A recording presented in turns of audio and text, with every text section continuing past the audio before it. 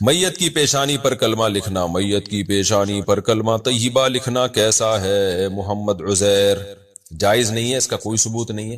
میت کے جو احکام قرآن و سنت سے ثابت ہیں ہمیں ان کو فوکس کرنے کا حکم ہے، ان میں ایڈیشن نہیں کر سکتے آپ۔ تو اس لیے میت کو بس غسل دیا جائے، کفن دیا جائے اور جنازہ پڑھ کے اس کو دفن کر دیا جائے، اور قبر پہ کھڑے ہو کر اس کے لیے دعائے مغفرت کی جائے اور واپس آ جائیں، اور جو پھر زندگی پڑی آپ کے لیے، آپ کے پاس، اس کے لیے صالح ثواب کے لیے، دعاؤں کے لیے۔ کیا خودکشی کی موت مقدر ہے؟ کیا یہ بات صحیح ہے کہ خودکشی کی موت بھی مقدر کی موت ہے؟ محبوب پاشا انڈیا سے۔ جی بالکل صحیح ہے، ہر چیز مقدر میں ہے۔ اللہ کو پتا ہوتا ہے یہ نالائق آدمی غموں کو برداشت نہیں کرے گا اور میرے حکم کو توڑے گا، اور پھر اپنے آپ کو گولی سے مارے گا یا جلا کے مارے گا اور پھر جہنم میں جائے گا۔ تو اللہ کو یہ بات پہلے سے علم ہے، تو اسی کے حساب سے ہوتا ہے۔ تو اس کا یہ مطلب نہیں ہے کہ اللہ انسان کو مجبور کرتے ہیں کہ تو خودکشی کرے گا، اللہ مجبور نہیں کرتے، لیکن اللہ کو پتا ہوتا ہے۔ تو خودکشی کرنے والے کو نہیں پتا ہوتا کہ میں کس طرح مروں گا، وہ اپنے اختیار سے اپنے آپ کو گولی مار کے ہلاک کر رہا ہوتا ہے یا کسی اور طریقے سے۔ تو اگر وہ قیامت کے دن کہہ دے اللہ تعالیٰ سے کہ اللہ میری تو تقدیر میں لکھا ہوا تھا خودکشی سے مروں گا، تو مجھے جہنم میں کیوں ڈال رہا ہے؟ تو اللہ کہے گا یہ تو مجھے پتا تھا، تیری تقدیر میں لکھا ہے، تجھے تھوڑی پتا تھا، تو نے تو اپنے اختیار سے ایک کام کیا۔ تو اس لیے ہمیں تقدیر کا چونکہ علم نہیں ہے، اسی وجہ سے ثواب بھی ملتا ہے نیکی کا اور گناہ کا عذاب بھی ملتا ہے۔ اس پر بھی میں تفصیل سے کلپ ریکارڈ کروا چکا ہوں، وہ ڈیٹیل میں آپ سن لیے گا۔ اس طرح لکھے نا، جب ہم تقدیر میں جب ہر چیز پہلے سے لکھی ہوئی ہے تو ہمیں گناہ کیوں ملتا ہے، اس طرح کوئی لفظ سرچ کریں گے میرے نام کے ساتھ تو وہ آ جائے گا، وہ ذرا مدلل کلپ ہے۔ والد کی قبر پر سلام کہنا، قبرستان میں اپنے والد کی قبر پر سلام کرنا کیسا ہے؟ علی صاحب کراچی سے۔ دیکھیں ہمیں نبی صلی اللہ علیہ وسلم کی صحیح حدیث سے پتہ چلتا ہے کہ جب قبرستان جاؤ تو السلام علیکم یا اہل القبور، تو ہول سیل کے حساب سے نا سارے قبرستان کے مردوں کو ہمیں سلام کا حکم ملتا ہے، تو اسی پر ہمیں اکتفا کرنا چاہیے۔ الگ سے قبر پہ جا کے میت کو سلام کرنے کا میرے علم میں کوئی روایت ہے نہیں، تو ہم کیوں ایسا کام کریں جو جس میں بدعت کا شائبہ بھی ہو سکتا ہے کچھ لوگ اس پہ دلائل دیں کہ نہیں اس میں حرج کیا ہے کہ جب الگ سے ہول سیل کے حساب سے سارے مردوں کو سلام ہو سکتا ہے تو اسپیسیفک کسی خبر والے کو بھی سلام ہو سکتا ہے۔ دیکھیں اسپیسیفک سلام نبی صلی اللہ علیہ وسلم کے لیے تو ثابت ہے، اور اسی طرح حضرت ابو بکر عمر جو آپ صلی اللہ علیہ وسلم کے پہلو میں، ان سے اجماع سے ثابت ہے کہ ان کو بھی سلام کیا جائے گا۔ باقی قبر پہ اپنے والدہ یا والد کی قبر پہ جا کے اسپیسیفک ان کو خطاب کر کے سلام کرنا، تو میں نہیں کہہ رہا کہ یہ بدعت عمل ہے، لیکن ثابت بھی نہیں ہے۔ تو اس لیے بہتر یہی ہے کہ اس بارے میں نا جتنا حدیث میں ہے بس اسی پر اکتفا کیا جائے، یہ طریقہ اسلم ہے، یہ محفوظ طریقہ ہے۔ تو آپ جب قبرستان جائیں تو سب کی نیت کر کے سب کو السلام علیکم یا اہل القبور کہہ دیا کریں، بس اتنا۔ قرآن پڑھنے کی حقیقت، جنازے کے سامنے جو لوگ قرآن پڑھتے ہیں یا سورہ یاسین پڑھتے ہیں، کیا یہ عمل حدیث سے ثابت ہے یا بدعت ہے؟ عبد الصمد صاحب نے انڈیا سے۔ جنازے کے سامنے اسپیشل جنازے کی وجہ سے قرآن پڑھ سورہ یاسین، میرے علم میں ایسی تو، اور جب تک جنازے کو نہلایا نہ گیا ہو تو اس کے سامنے تلاوت کرنے کو فقہا نے غلط لکھ، تو جب تک جنازے کو نہلایا نہ جائے تو پھر نہلانے کے بعد آپ اس کے سامنے قرآن پڑھ سکتے ہیں، لیکن کوئی سنت عمل نہیں ہوتا۔ یہ ہے کہ جب جنازے کو نہلا کے لایا جاتا ہے، گھر میں رکھا جاتا ہے، تو جب تک یعنی نماز جنازہ کے لیے لوگ جمع نہیں ہوتے، میت کو گھر میں رکھا جاتا ہے، تو اس دوران علماء یہ کہتے ہیں کہ اس کے پاس بیٹھ کے قرآن کی تلاوت کریں۔ وہ اس لیے کہتے ہیں کہ ورنہ اگر تلاوت نہیں کریں گے تو ادھر ادھر کی فضول باتیں کرنا شروع کر دیں گے، غیبتیں بھی شروع کر دیتے ہیں۔ اب جنازہ رکھا ہوا ہے تو بہتر ہے نا کہ اللہ کو یاد کیا جائے، اللہ کا ذکر کیا جائے، آخرت کی یاد کو تازہ کیا جائے۔ تو علماء اس لیے کہتے ہیں کہ وہاں بیٹھ کے قرآن پڑھ لو یا سورہ اخلاص پڑھ لو، سورہ یاسین پڑھ لو، کوئی بھی سورت پڑھ لو، تاکہ آپ فضول چیزوں میں اپنا ٹائم برباد نہ کریں، اس وجہ سے کہا جا رہا ہے۔ اور اس میں پھر جنازے کی میت کے اصالہ ثواب کی نیت بھی کی جا سکتی ہے، کیونکہ اس میں بہرحال فقہا کا اختلاف ہے کہ میت کے لیے قرآن پڑھنا جائز ہے یا نہیں ہے۔ اور صدقے کے بارے میں تو ہمیں حدیث ملتی ہے کہ آپ صلی اللہ علیہ وسلم سے صحابیہ نے پوچھا فَأَتَصَدَّقُ عَنْهَا، میری ماں کا انتقال ہو گیا، میں صدقہ کروں؟ آپ نے فرمایا ہاں۔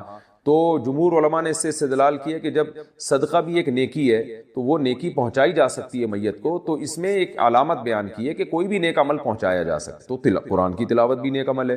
بعض فقہا کہتے ہیں کہ نہیں، صدقہ تو جائز ہے کیونکہ حدیث میں صدقے کا ذکر ہے، تلاوت کا ذکر نہیں ہے، لہذا تلاوت جائز نہیں۔ تو اختلاف رائے ہے اس میں۔ بر صغیر میں چونکہ فقہ حنفی کو فالو کیا جاتا ہے، اور میری رائے میں فقہ حنفی کی دلیل بہت مضبوط ہے، کیونکہ احادیث میں آپ صلی اللہ علیہ وسلم نے ہمیشہ اصول یہ رہا ہے کہ جزئیے کے ضمن میں کلیات سکھائے جاتے ہیں. جیسے قرآن میں آتے ہیں نا لا تقل لہما اف، ماں باپ کو اف مت کرو، تو یہ ایک مثال ہے، مطلب یہ کہ تکلیف نہ دو. تو اسی طرح جو حدیث میں آتا ہے صدقہ کر سکتے ہو میت کے لیے، تو ایک مثال ہے، مطلب یہ کہ کوئی بھی نیکی کی جا سکتی. اور دوسری بات یہ کہ حنفیہ کا جو قول ہے نا اس میں ذرا وسعت زیادہ ہے، اللہ کی رحمت کو آپ پھیلا دیتے ہیں کہ بھئی اگر میت کے لیے تلاوت بھی جائز ہونے کا ہم فتویٰ دیں گے تو اس سے اس بہانے لوگ تلاوت کریں گے، ثواب حاصل کریں گے، اور اللہ سے امید ہے کہ اللہ اس میت کو اس ثواب پہنچائے گا. تو اچھا ہے نا، اللہ کی رحمت سے اچھی امیدیں لگائیں. تو ویسے بھی شریعت کا مزاج ہے کہ جس چیز میں رحمت والا عنصر غالب ہو اس قول پہ آپ کو فتویٰ دینا چاہیے. یہ ہماری رائے ہے. اگر کوئی اس سے اختلاف کرتا ہے تو وہ اس کا اپنا مسئلہ ہے. تو اس لیے جنازے کے پاس قرآن پڑھنا الگ سے کوئی اس کی فضیلت ہمارے علم میں نہیں ہے حدیث، لیکن کہا اس لیے جاتا ہے کہ وہاں بیٹھ کے ادھر ادھر کی باتیں کرنے سے بہتر ہے کہ آپ قرآن پڑھیں. البتہ قرآن خوانی میت کے لیے یہ جائز نہیں، کیونکہ قرآن خوانی کہتے ہیں کہ لوگوں کو قرآن پڑھنے کے لیے جمع کرنا. تو قرآن پڑھنے کے لیے جو جمع ہے نا، تو اجتماعی عمل کے لیے ثبوت ضروری ہے. یہ خوب ذہن میں رکھیں. جیسے آپ اپنے طور پر 2 نفل کبھی بھی پڑھ لیں جائز ہے، لیکن اگر آپ لاؤڈ سپیکر میں اعلان کرتے ہو یا کارڈ چھپواتے ہو یا منادی کراتے ہو آؤ میں اشراق کے 2 نوافل پڑھ رہا ہوں، تمام حضرات سے گزارش ہے کہ مسجد میں آ جائیں، اب یہ اجتماعی عمل بن گیا، یہ بدعت ہو جائے. تو اجتماع کے لیے آپ کو دلیل کی ضرورت ہے. اس لیے علماء کہتے ہیں کہ اجتماعی قرآن خوانی یہ بدعت عمل، کیونکہ یہ ایصال ثواب کے لیے آپ ایک عبادت کر رہے ہیں اور اجتماعی سطح پہ. ہمیں نہیں ملتا صحابہ کرام میں کہیں کسی نے کبھی اجتماع کیا ہو. حضرت ابو بکر کا انتقال ہوا، کہیں نہیں ملتا کہ حضرت عمر نے تمبو لگایا ہو اور سب لوگوں کو جمع کر کے ان کی قرآن خوانی کی ہو. حضرت عمر کی شہادت ہوئی تو کہیں نہیں ملتا کہ حضرت عثمان نے ان کے لیے قرآن خوانی کی ہو. یہ ثابت نہیں ہے، اور اس پر علماء کے فتاوی بھی موجود ہیں. البتہ برکت کے لیے قرآن خوانی ایک الگ چیز. برکت کے لیے یعنی مکان دکان کی برکت میں جو قرآن خوانی ہے وہ عبادت نہیں ہے، وہ از قبیل رقیہ ہے، رقیہ دم. تو اس کے لیے ثبوت کی ضرورت نہیں. لیکن بہرحال بعض علماء اس کو بھی بدعت اس لیے کہتے ہیں، بدعت تو نہیں یعنی بدعت کی تائید کا ذریعہ بنتی. تو بعض علماء کہتے ہیں کہ اس زمانے میں برکت کے لیے بھی قرآن خوانی نہیں کرنی چاہیے، بلکہ برکت کے لیے گھر کے اپنے لوگ مل کے قرآن پڑھ لیں یا نماز پڑھ لیں یا دعا مانگ لیں. لیکن بہرحال اگر کوئی برکت کے لیے قرآن خوانی کرواتا بھی ہے تو اس کی بہرحال گنجائش موجود ہے. احتیاط اسی میں ہے کہ اس کو ترک کیا جائے، کیونکہ لوگ ایصال ثواب اور برکت والی قرآن خوانی میں فرق محسوس نہیں کرتے، تو وہ دونوں کے ایک ہی سمجھتے ہیں. اس سے پھر بدعت کی تائید ہوئی. تو اس لیے اسلامک بینک کو ہم نے اس وقت تحقیق کے بعد جائز قرار دیا جبکہ بینک ہمارا اکاؤنٹ کھول ہی نہیں رہا تھا. یہ بالکل ایسا ہی ہے جیسے درباری سرکاری لوگ ہمیں کہتے ہیں نا سرکار سے پیسے لیتے ہیں. سرکار سے نہ صرف یہ کہ ہمیں پیسے نہیں مل رہے، الٹا نقصانات ہو رہے ہیں سرکار سے ہمیں. پھر بھی سرکار کا کوئی صحیح کام ہوگا اس کو صحیح کہہ دیتے ہیں، غلط کام کو غلط کہہ دیتے ہیں. تو ہر ایک میں یہ ظرف نہیں ہوتا، تو ان کو سمجھ میں نہیں آتا کہ ایسا کیسے ہو سکتا ہے. تو اب یہ ایک سوال پیدا ہوتا ہے اسلامک بینک میرا اکاؤنٹ کیوں نہیں کھول رہے تھے؟ سوال پیدا ہوتا ہے کہ نہیں ہوتا؟ تو وہ اس لیے نہیں کھول رہے تھے کہ وہ دور تھا جب بڑی لڑائیاں چل رہی تھیں طالبان کی، ٹی ٹی پی کی، پاکستانی طالبان کی سوات میں بڑی لڑائیاں چل رہی تھی نا، آرمی کے ساتھ پھڈے ہوئے تھے. میرا حلیہ یہ ہے، میں اس حلیے میں جاتا تھا بینک میں، تو وہ مجھے سمجھتے تھے کہ یہ بھی کوئی دہشت گرد تنظیم سے اس کا تعلق ہے، ڈرتے تھے. میں کہتا تھا بھائی میں سیدھا سیدھا یہیں کا رہنے والا آدمی ہوں، پگڑی ٹوپی نہیں بھائی، آپ کا حلیہ گیٹ اپ خطرناک. اب یہ تو نہیں ہو سکتا کہ میں پینٹ شرٹ پہن کے چلا جاؤں ان کے پاس. تو اس خوف سے کھولتے ہی نہیں تھے اکاؤنٹ. یہ مسئلہ. تو خیر، لیکن اتنی بات ضرور ہے کہ چاہے اسلامک بینک ہو چاہے سودی بینک ہو، پیسہ بچانے کے لیے بینکوں میں پیسہ رکھنا حماقت کی اعلی مثال. پیسہ بچانے کے لیے بینکوں میں رکھنا، ایک تو ہوتا ہے حفاظت کے لیے بینک میں رکھنا کہ اس میں ٹرانزیکشن آسان ہوتی ہے، کہیں پیسے بھیجنا ریسیو کرنا، اس کے لیے اکاؤنٹ کھلوانا آج کل مجبوری ہے. تنخواہیں بھی جو آتی ہیں آج کل بینکوں میں ہی آتی ہیں، ریلائبل جتنے بھی ادارے ہیں ان میں ٹیکس کٹتا ہے، اس کے لیے اکاؤنٹ کھولنا ٹھیک ہے. لیکن اگر میرے بھائی اس نیت سے اکاؤنٹ کھولتے ہو یا اس میں پیسہ چھوڑتے ہو کہ سیونگ اکاؤنٹ ہے کل پیسہ اس میں بڑھ جائے گا، تو ابھی سے آپ کو حماقت کا ایوارڈ میری طرف سے گفٹ. سمجھ رہے ہو؟ کیونکہ پروفٹ کا جو مارجن ہے وہ اتنا تھوڑا ہوتا ہے سودی بینکوں میں اور اسلامی بینکوں میں، دونوں میں. اچھا ہو سکتا ہے کوئی بینک کے کوئی مینیجر صاحب میرا یہ بیان سن کے غصہ کر رہے ہوں، میں ان سے کہوں گا آپ نے بھی سیونگ اکاؤنٹ میں اپنے پیسے نہیں رکھوائے ہوں گے بچانے کے لیے، محفوظ کرنے کے لیے تو رکھوائے ہوں گے، پیسہ بچانے کے لیے بزنس کے پوائنٹ آف ویو سے آپ بھی نہیں رکھو گے. اس لیے آپ کو پتا ہے کہ مفتی صاحب صحیح کہہ رہے ہیں. بالکل سمجھ رہے ہو کہ نہیں سمجھ رہے؟ پروفٹ اتنا تھوڑا ملتا ہے، ایسا ترسا کے اس میں بھی ٹیکس کٹتا ہے. پھر وہ پروفٹ آئے گا آپ ایک دم تھوڑے سے خوش کہ تھوڑا سا تو کچھ کھچڑی انہوں نے کھلائی، اس میں سے جو ٹیکس کٹے گا وہ खिचड़ी में से भी जो बोटियां थी, जो पुलाव में से जो बोटियां थी, वो भी खा गए। समझते हो कि नहीं समझते? तो इसलिए पैसा सेव करने के लिए तो अकाउंट खुलवाए जाए ताकि उसमें ट्रांजैक्शन आसान हो। कहीं बैरून मुल्क सफर करना होता है तो बैंक स्टेटमेंट देखी जाती है। इन सब चीजों के लिए वेल डन, बेहतरीन। पैसा कमाने के लिए अगर आपने सेविंग अकाउंट खोला है, चाहे इस्लामी हो चाहे सूदी हो, तो अगर आपके कोई रिश्ता आए ना, कोई लड़की आपके दामाद आए रिश्ता लेने के लिए, बनने वाला दामाद, तो उससे पूछ लिया करें कि तुमने बैंक में पैसे क्यों रखवाए। अगर वो जवाब में कहते हैं इसलिए रखवाए तो मैं पैसा कमाऊंगा, तो रिश्ते का इनकार कर दिया करें। ये बेवकूफ आदमी आपके बच्ची के मुस्तकबिल को भी तबाह करेगा। इतनी बेवकूफ वाले काम कर रहा है, इसका मतलब ये बंदा ठीक नहीं है। बस सोचने के लिए खोपड़ी बोलो नहीं है। बचाए कैसे जाए पैसे? फिर मेरा ये टॉपिक नहीं है, लेकिन बीच में आ गया तो मैं बता रहा हूं। किसी भी तरीके से बचा लो भाई। गोल्ड खरीद लो, कुछ नहीं, सरिया लेके डाल दो। वो सरिया भी काफी महंगा हो जाएगा 1 साल में, समझ रहे हो? ये सरिया नहीं होता, ये लेके कहीं डाल दो। आपको जगह नहीं है, लोहा खरीद लो यार। घर में एक कमरे में लोहा खरीद के डाल दो, अगले साल वो भी ज्यादा प्रॉफिट दे जाएगा। भूसी टुकड़े खरीद लो यार, 1 साल के बाद वो भी प्रॉफिट दे के जाएंगे। नहीं आई समझ में? भूसी टुकड़े खरीद लो। ये तजर्बे हो चुके हैं। तजर्बे जिन लोगों ने किए हैं ना, वो रोए हैं बेचारे। 5-5 साल के लिए बैंक में पैसा बाउंड कर दिया, 5 साल के बाद डबल हो जाएंगे। जब मिले तो वो ऐसा रोए। तो चाहे इस्लामिक बैंक हो चाहे सूदी बैंक हो, मकसद इनका पैसा कमाना है, कमा के आपको देना नहीं है। ये जहन में रखो। लोग इस्लामिक बैंक पे एतराज करते हैं, ये तो पैसा कमा रहे हैं, ये तो ये कर रहे हैं, ये तो हराम है। मैंने कहा भाई पैसा कमाना कहां से हराम हो गया अगर जायज तरीके से है। इस्लामिक बैंक 6 बुनियादी उकूद पे मामला करता है, तो वो बुनियादी उकूद प्रैक्टिकली उसमें हो रहे होते हैं, लेकिन वो सदका खैरात का इदारा नहीं है, वो नोट छापने का इदारा है। जैसे जो मल्टी नेशनल कंपनियां आपको जो चीजें बेचती हैं, खुराक वराक बेचती हैं, हम बताते हैं मल्टी नेशनल कंपनियों में अगर कोई कंपनी पैकिंग की चीजें बेच रही है, खाने पीने की पैकिंग की चीजें, दूध पैकिंग का और जितनी चीजें पैकिंग की, तो पैकिंग की चीजें सारी दुनिया के डॉक्टर मना कर रहे हैं मत खाओ। कह रहे हैं कि नहीं कह रहे? इसमें केमिकल डाले जाते हैं प्रिजर्व करने के लिए, इसको सेव करने के लिए। वो केमिकल हमारी बॉडी को नुकसान देते हैं। क्या ख्याल है? सब कह रहे हैं कि नहीं कह रहे? पैकिंग का दूध मत पियो। आप कहो ये मुफ्ती साहब क्या बातें लेके बैठ गए। भाई ये मैं शरीयत ही को एक्सप्लेन कर रहा हूं अपनी मिसालों के जरिए। लेकिन क्या इसकी वजह से उन कंपनियों के कारोबार को कोई हराम कहता है? बोलो नहीं, कोई भी हराम नहीं कहता। पैकिंग का दूध बेचना जायज, पैकिंग की क्रीम बेचना। एक मलाई वो होती है जो हम सुबह सुबह दूध से निकाल के खाते हैं, कभी चोरी भी करते हैं, घर से चोरी हो रही है, कभी बता के भी ले लेते हैं मलाई। ये एक मलाई है। एक मलाई है डब्बा पैक आ रही है। सेहत के लिए कौन सी अच्छी है, डब्बा पैक या चोरी वाली? जो मैं चोरी करता हूं वो वाली ज्यादा अच्छी है। ये जो डब्बा पैक मलाई है, इसको तो पता नहीं भलाई है भी कि नहीं है, क्या क्या निकाला जा रहा है। होगी कोई अच्छी चीज ही होगी, लेकिन मैंने बड़े बड़े डॉक्टरों से सुना है जो सही रिसर्च करके उन्होंने कहा है पैकिंग की तमाम चीजें पहली फुर्सत में छोड़ देनी, दूध खुला इस्तेमाल करो। इसके खिलाफ, इस दूध के खिलाफ इतना प्रोपेगेंडा कंपनियों ने किया है। जरासीम वाला दूध है, बैक्टीरिया होते हैं, डब्बे का दूध पियो। डब्बे के दूध को बैक्टीरिया लिफ्ट कराने के लिए तैयार नहीं है। अब जरासीम भी वहीं आते हैं जहां उन्हें कुछ नजर आता है। इस डब्बे को, दूध को खोल के रख दो, खराब ही नहीं होता। तभी मैं लोगों से कहता हूं जिस दूध को जरासीम बैक्टीरिया लिफ्ट नहीं करा रहा, उस दूध को आप डबल कीमत में खरीद के पी रहे हो। नहीं आ रही समझ में? ओ भाई बैक्टीरिया भी जहां प्रोटीन होगा सही नेचुरल फॉर्म में, वहां बैक्टीरिया क्यों नहीं आएगा?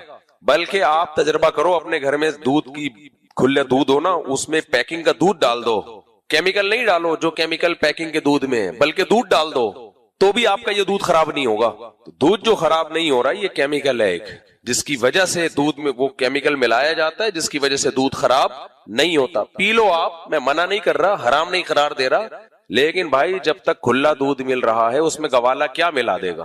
पानी मिला देगा ना ज्यादा से ज्यादा। तो क्या हो गया, पानी मिला दिया, शुक्र करो पानी मिल गया तुम्हें।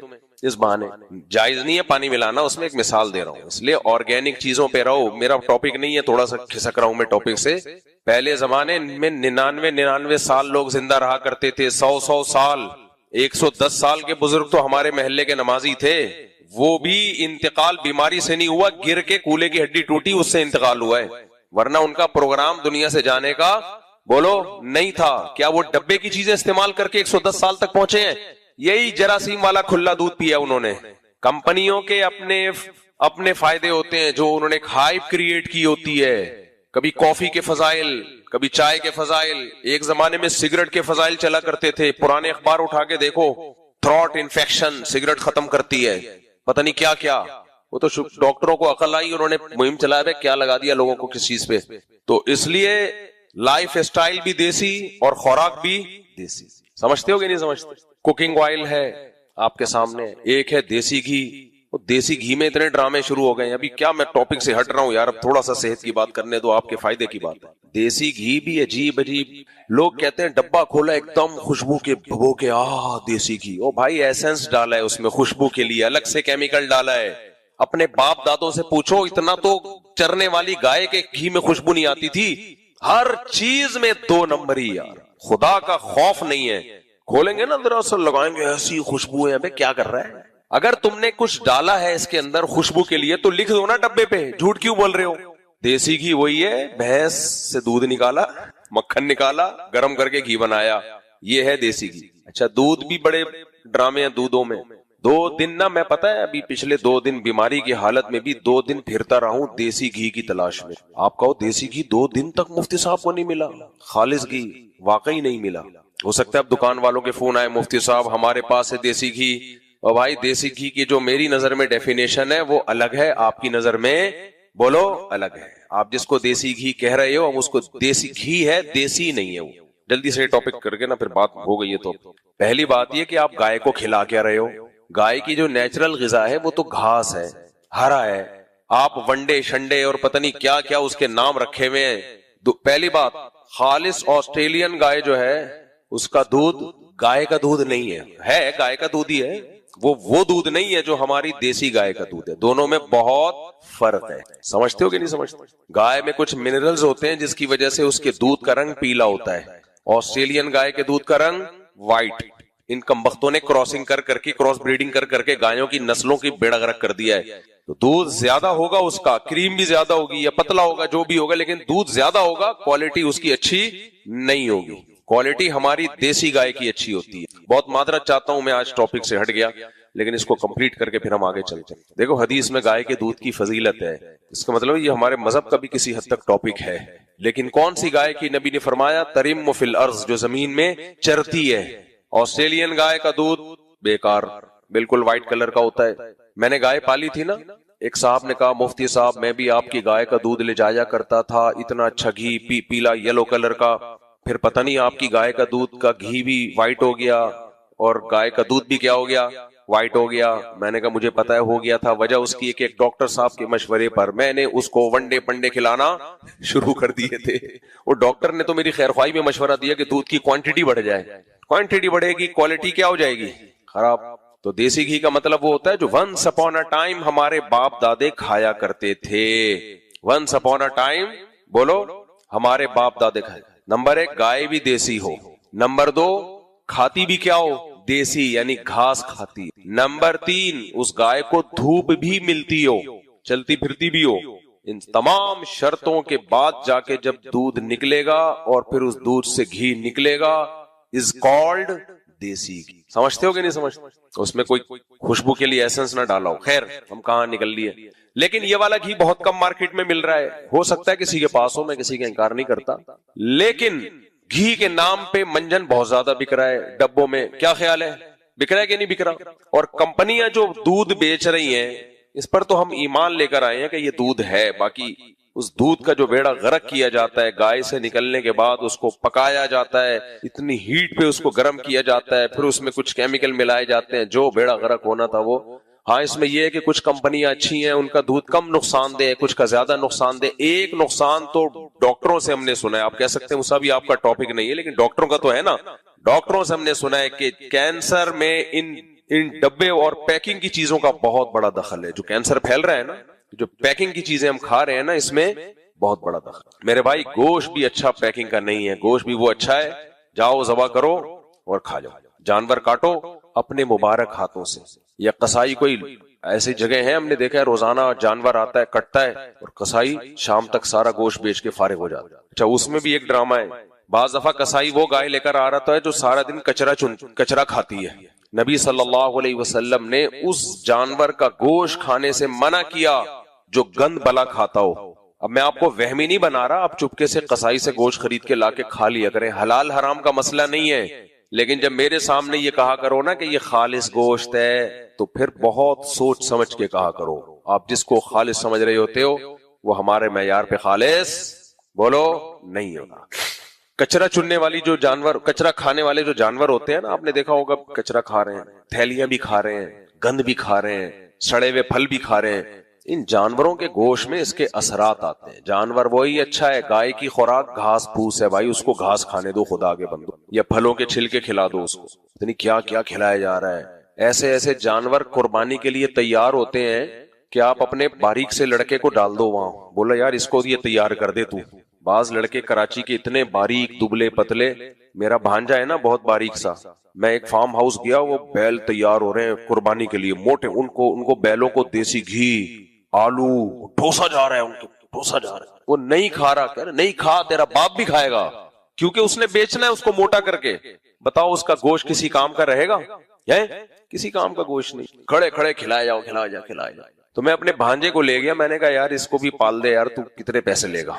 1 سال کے لیے تمہارے حوالے کر رہا ہوں، پیسہ بتا خالی تو اس کو ایسا بنا دے. بن جاتے ہیں بندے بھی، بن جاتے ہیں، بنا دے گا یہی چیزیں کھلا کھلا کے ٹھوس ٹھوس کے گول، لیکن نہ چلنے کے قابل، بولو دماغ بالکل غبی. تو وہ جانور ہوتا ہے جو چلے پھرے چرے، وہ اتنی جلدی بڑا نہیں ہوتا. خیر، تو میں اس لیے یہ کہہ رہا تھا کہ اس زمانے میں اگر کوئی شخص کہہ رہا ہے نا ہم خالص مال بیچتے ہیں، تو آپ اس کو بولا کرو کہ جھوٹ بولنے پر میں آپ کو سلوٹ کرتا ہوں. بہت خوشی ہوئی آپ نے جھوٹ بول، پوری بات بتاتا کوئی نہیں ہے. یہ اللہ کا شکر ہے مجھے بتا دیتے ہیں تھوڑا سا، لوگوں کے دل میں، جن لوگوں کے دل میں محبت ہے وہ بتا دیتے ہیں، اچھے لوگ ہیں. میں 1-2 جاننے والوں کے پاس گیا، میں نے کہا دیسی گھی خالص ہے، انہوں نے کہا خالص ہے، لیکن ونڈا کھلا رہے ہیں گائے کو. تو اس لیول کا نہیں ہے مفتی صاحب جس لیول کا آپ سمجھ رہے ہو. اچھے لوگ ہیں الحمدللہ. مجھے خوشی ہوئی کہ چلو یار جو جتنی بات ہے اتنی بتا دی. تو خیر، دیسی گھی کھایا کرو، خدا کی قسم بہت خاندانی چیز، بہت خاندان. تو بچوں کو کھلایا کرو، ایسے ٹماٹر ہو جائیں گے لال ٹماٹر. خیر، تو میں جو اصل بات کر رہا تھا وہ یہ کر رہا تھا کہ کمپنیاں پیکنگ کی چیزیں بیچ رہی ہیں، ڈاکٹر کہہ رہے ہیں اس میں صحت کو نقصان ہے، لیکن کوئی مفتی ان چیزوں کو حرام کہہ سکتا ہے؟ بولو، حرام کوئی نہیں کہے گا. بھائی کمپنی بتا رہی ہے کہ یہ ہم نے اس میں ڈالا ہے، اب تم خود تحقیق کر لو، فائدے مند ہے نقصان دہ، ہم نے تھوڑی ذمہ داری لی ہے. تبھی آج تک کوئی مفتی اس کو حرام نہیں کہتا. تو اسلامک بینکوں کا بھی یہی حال ہے، حرام نہیں کہا جائے گا اس کو. نہ بھائی، حرام کے لیے خالص سود ہونا ضروری ہے، وہ نہیں ہے تو کیسے حرام کہہ دیں. لیکن کیا ہم یہ کہیں کہ آپ اپنے پیسے سیونگ اکاؤنٹ میں رکھ کے نوٹ چھاپا کرو، یہ مشورہ دے دیں؟ نہ. ہم کہتے ہیں کہ ملٹی نیشنل کمپنیاں جو چیزیں بیچ رہی ہیں وہ صحت کے لیے نہیں بیچ رہی، وہ پیسہ کمانے کے لیے بیچ رہی ہیں. اگر آپ نے بزنس کیا اور اس میں آپ کو جھوٹ بول کر مال بیچنا پڑ رہا ہے، تو یہ جھوٹ بول کے مال بیچنا آپ کی بزنس میں ترقی کا ذریعہ تو بنے گا، لیکن بزنس سے جو آپ نے نیت کی تھی آخرت، اس نیت میں کیا یہ بن رہا ہے؟ رکاوٹ بن رہا ہے. تو ایسی ارننگ جس میں آخرت ضائع ہو رہی ہے، اس ارننگ کی طرف آپ نے قدم نہیں بڑھا. آپ شراب کا بزنس نہیں کر سکتے، آپ سود کا بزنس نہیں کر سکتے، جھوٹ بول کے مال بولے نا بھائی نہیں بیچ سکتے. نبی صلی اللہ علیہ وسلم ایک دفعہ لیٹے ہوئے اور آپ غضب سے بیٹھ گئے. آپ نے فرمایا ثلاث لا يكلمهم اللہ یوم القیامت ولا یزکیہم ولا ينظر الیہم ولہم عذاب علیم. 3 آدمی ایسے ہیں جن کی طرف اللہ قیامت میں رحمت کی نظر بھی اٹھا کے نہیں دیکھے گا، ان کے گناہوں کو معاف نہیں کرے گا، ان کے لیے دردناک عذاب ہے. 3 دفعہ آپ نے جملہ دہرایا تو حضرت ابو ذر غفاری بیٹھے ہوئے تھے، انہوں نے عرض کیا یا رسول اللہ خابوا وخسروا من هم یا رسول اللہ، یہ لوگ تو بالکل ہی برباد ہو گئے، تباہ ہو گئے، یہ کون لوگ ہیں؟ تو ان میں آپ نے ایک اس شخص کا نام ذکر کیا، فرمایا المنفق سلعتہ بالحلف الکاذب، جو جھوٹی قسم اٹھا کے اپنا مال بیچتا ہے. کتنی بڑی وعید ہے بھائی. آج ٹوپی کرانے کو ایک کمال سمجھا جاتا ہے، چونا لگانا، ٹوپی کرانا، یہی مارکیٹ میں یہی الفاظ چل رہے ہیں نا، الو بنا دیا، چونا لگا دیا، ٹوپی کرا دی، یہی کچھ چل رہا ہے. تو آپ نے تجارت کے دوران جھوٹ بولو بھائی، اس سے ارننگ کم ہوگی. جتنی ہوگی اس میں برکت ہو. دیکھو برکت ایک الگ، برکت کا انگلش میں ترجمہ نہیں ہے کیونکہ انگریز برکت کو مانتے نہیں. برکت کیا ہے؟ ایک آم کی گلی زمین میں لگائی، لاکھوں آم پیدا ہو گئے حالانکہ نظر نہیں آ رہے تھے. تو اللہ نے قرآن میں فرمایا کہ اللہ ایسے لوگوں کے مالوں کو بڑھاتا ہے جیسے گندم کے ایک دانے سے 100 دانے پیدا ہوتے ہیں. ایسے اللہ تعالیٰ بڑھاتا ہے. ایماندار تاجر کا جو مال میں برکت اس سپیڈ سے ہوتی ہے، اتنی سپیڈ سے مال میں برکت ہوتی. تو پہلا آپ نے التزام کرنا ہے کہ تجارت میں جھوٹ بولو بھائی نہیں. رشوت دینا بعض صورتوں میں جائز ہے. کسٹم میں آپ کا مال پھنسا ہوا ہے، کسٹم کا جو آفیسر ہے وہ رشوت لیے بغیر مال کو کلیئر ہی نہیں کر رہا اور آپ حق پر ہیں، وہ زبردستی کر رہا ہے آپ کے ساتھ. تو میں اس لیے جائز چیزیں بھی بتا دیتا ہوں کہ لوگ پھر کہتے ہیں یار 100% اسلام کے مطابق تو بزنس پھر ہمارے لیے ممکن ہے ہی نہیں. اب اگر کنٹینر آپ کا پھنسا ہوا ہے پورٹ پہ، کسٹم والے کہہ رہے ہیں کہ پیسے دو تو چھوڑیں گے، آپ کہہ رہے ہیں رشوت دینا حرام ہے، لینا بھی حرام ہے، تو اس کا مطلب پھر ظاہر ہے آپ کو یہ بزنس چھوڑنا ہی پڑے گا نا. وہ تو وہیں رہے گا قیامت تک، وہ ایلفی سے چپکا کے چلے جائیں گے. تو رشوت کا اصول یاد رکھیں. یہ میں اس لیے کہہ رہا ہوں کہ کچھ چیزیں لوگ ناجائز سمجھ رہے ہوتے ہیں، حقیقت میں اس کی گنجائش ہوتی ہے، تو وہ علماء سے آپ نے پوچھنا ہے اس کی شرعاً کتنی گنجائش ہے کتنی نہیں. رشوت دینا بھی حرام ہے، لینا بھی حرام، لیکن جب دینے والے کا مقصد کسی کا حق ضائع کرنا، اور لینا تو ہر صورت میں حرام. تو جب آپ کا مقصد کسی کا حق ضائع کرنا نہیں ہے بلکہ اپنا حق لینا ہے جو بالکل جائز حق ہے، تو پھر علماء کہتے ہیں کہ لینے والے کو گناہ ملے گا، دینے والے کو گناہ نہیں ملے گا. سمجھ میں آ رہی ہے؟ تو پھر ایسی مجبوری میں علماء بھی کہتے ہیں بھائی اس میں وہ تو اس کا قصور ہے نا، وہ آپ کا جائز حق بھی آپ کو نہیں دے رہا. لوگ ہم سے مسئلہ پوچھتے ہیں یار گورنمنٹ میں میری جاب مل گئی ہے، میں اور امتحان پاس کر کے میرٹ کی بیس پہ میں گیا ہوں، وہاں صرف رشوت کی بیس پہ کسی نااہل کو لا کے بٹھایا جا رہا ہے، تو کیا ہمارے رشوت دینا جائز؟ میں کہتا ہوں یار آپ کا جائز حق ہے، آپ اس کے اہل ہیں. وہ رشوت دے کے ایک نااہل آدمی کے آ جائے تو اس سے بہتر نہیں ہے کہ آپ کتے کے منہ میں ہڈی ڈال لی ہے نا، ٹھیک ہے نا، وہ چپ ہو جائے گا. تو آپ دے کے اپنا جائز حق وصول کر سکتے. تو اس لیے علماء سے پوچھا کریں کہ اس میں جو ہے نا کافی چیزیں تفصیل ہوتی. تو پہلا کام کیا کرنا ہے بھائی؟ جھوٹ بولے نا بھائی.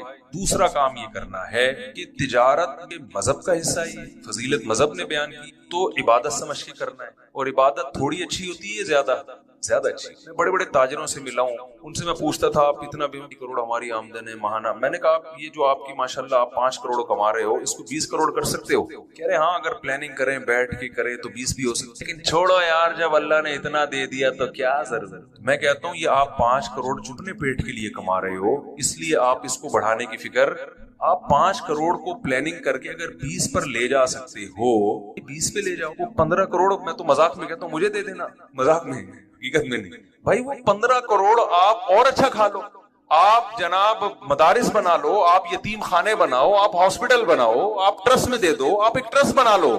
تو کیوں اپنی دیکھو غیر مسلم تاجر اپنی تجارت کو کبھی محدود بولے نا. یہودی کبھی کرے گا یار 5 کروڑ کما، چھوڑو یار، وہ کہے گا 5 کروڑ کے 25 کیسے ہو جائیں.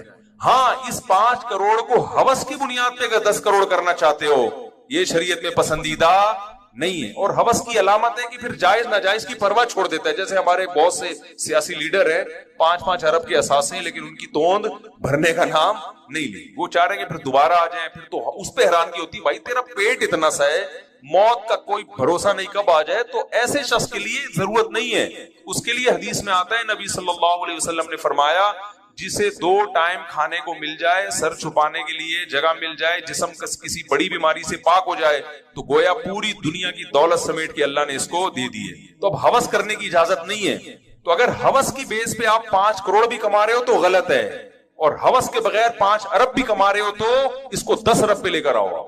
کیونکہ دنیا کی لگام مسلمانوں نے اپنے ہاتھ میں لینی ہے. تو یہ لگام دنیا کی اپنے ہاتھ میں لینے کے لیے 8-10 کروڑ کی تجارت کافی نہیں ہے. تو بڑھاؤ اس کو. ہاں اعتدال ضروری ہے کہ اتنا اس میں فکر نہ ہو جائے کہ نمازیں ضائع ہوں، صحت خراب ہونا شروع ہو جائے، بیوی بچوں کو ٹائم ہی دینا چھوڑ دیں. ابھی واقعہ سامنے آیا، ایک صاحب سارا دن بزنس میں لگتا تھا ان کا.